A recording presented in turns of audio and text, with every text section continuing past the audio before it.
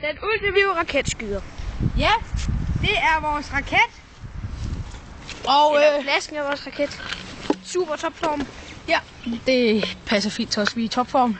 Så sætter vi på denne slange her. Ja, og så noget olie, og så har vi et fuglehus, hvor der er nogle plader, der går ud.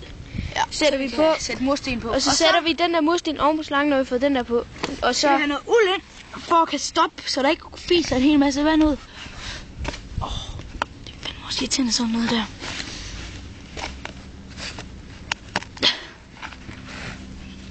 Jeg tror, vi har for meget i. Så, det er godt det der. Så jeg løber over og sætter klemmen i. Sætter sten på først. Shit! Og det er en sløj klemme. I min udgave. Ja. Den holder sgu fint. Jeg kan godt ikke få den til at sidde lige. Det kan jeg. Her. Så, nu er den der. Den er der. Den er der. Ja, tag den og film.